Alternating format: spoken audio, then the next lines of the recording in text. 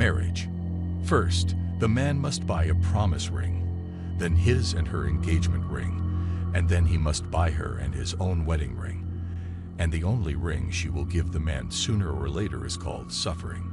Men have been dealing with this BS for decades, and the problem has finally reached a breaking point for men. Women have a choice. They choose to victimize all men based on their experiences, with 20% of men playing their game. Not only that, but they depend on the system supporting them, and not the men.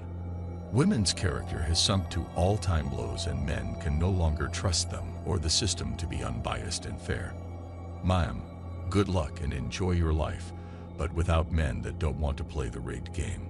Are we prejudiced if we won't sacrifice ourselves for women and want to take care of ourselves independently? Men who go their own way aren't unfriendly on purpose, but rather actively practice passive aggression. We are not at all misinformed. By taking the red pill, we can see through the thick fog of shadow control and manipulation that has been placed in front of us by women, state corporations, and cultural institutions to keep us blind. When we can see through this haze, we see that women purposefully make things complicated so that guys like us have to navigate our thinking and decisions for the rest of our lives. Men are now speaking out against the forced servitude that women have subjected us to for hundreds of years. We are now free, and if you accuse us of being misogynistic, you are nothing more than a dictator. Because we are being sincere, sane, and not irate about what we know, you are intrigued. If someone were to oppress them in the same way that women mistreat men, women would not only throw a temper tantrum, and they would involve the might of the state to delegitimize men on all fronts. By only giving us intimacy when we act right, many women have been able to manage our behavior. Women give guys physical intimacy like cat biscuits based on what they have already decided is appropriate conduct as a group.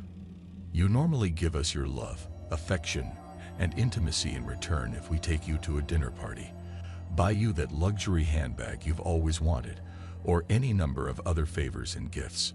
If we don't, you make our lives miserable.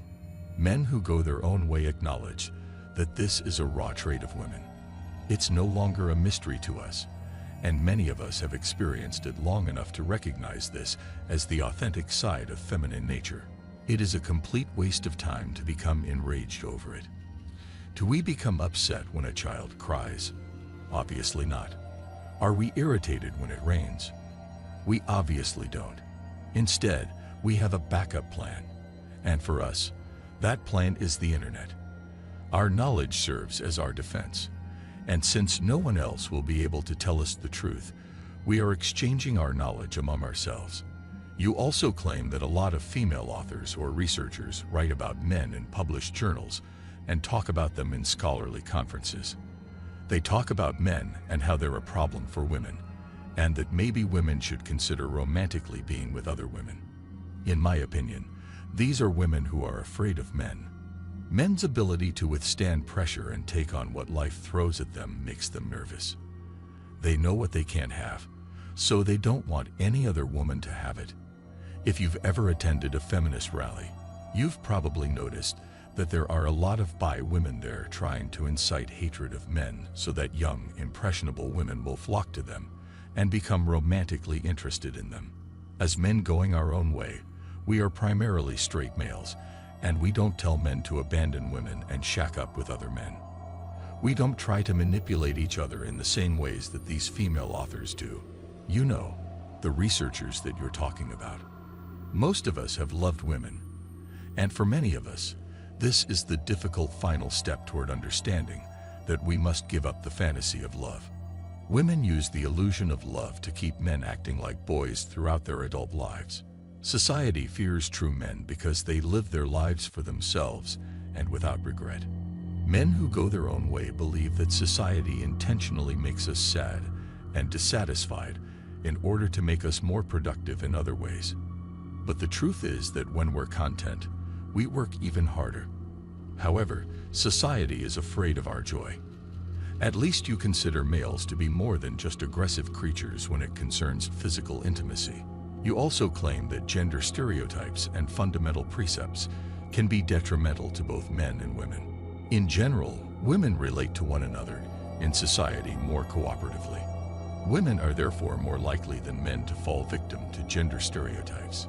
Men's worldviews, on the other hand, are more diverse since men tend to be lone wolves and more autonomous. I realize that stereotypes can be harmful in some situations.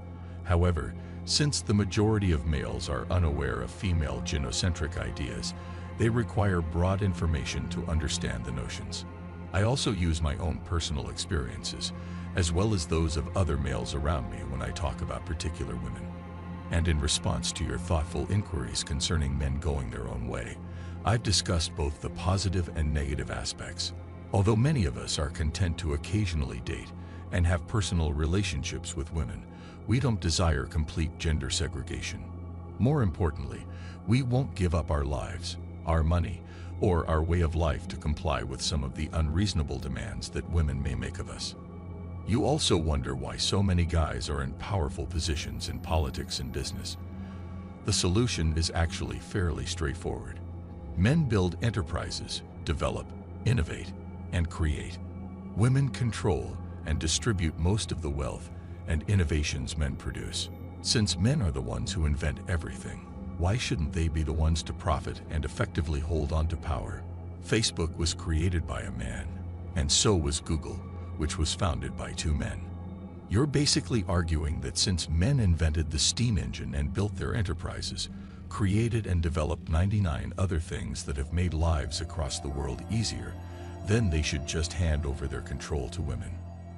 That doesn't make a lot of sense. Men who hoard riches and power typically do so to make it easier for them to seduce women, who, incidentally, are also attracted to successful and wealthy men. Power and fortune are also means to an end for the majority of men. When men lose their ability to amass wealth and power, they stop caring since there is no use in working for nothing. You also asked me what I think about patriarchy. In answer, I would say that the idea of patriarchy is used to imply that men and women must share power equally, so denying men their rights. However, it isn't just about power. It's also about accountability. Men are in charge of maintaining vital infrastructure, including buildings, factories, and highways. However, women are reluctant to work in construction and road maintenance. They reject taking on responsibilities. They want to be city planners, instructing those road workers from the convenience and security of a desk on what has to be repaired. Women won't fully understand what it's like to be a male until they are forced to rely entirely on themselves. Men don't give and receive gifts from one another. In other words, there are no freebies for men. If I ask my friends for free help with a project, the majority of my friends will just tell me to buzz off. But if I pay them, they'll get there on time and get the job done. There is always a beta guy or a white knight willing to grant women's requests for free favors when they utilize their allure and seductive charm to entice men. Men would never experience such a thing because it is a female-only privilege. I hope this clarifies the topic of men going their own way and explains why this thought originated from the reality that men have had to deal with an unfair system for a very long time. Thanks for watching The Circle of Kings. As always, we're looking forward to your support. So please hit the like button, share this video with your friends, and subscribe to the channel to stay updated with everything all kings like yourself need to know.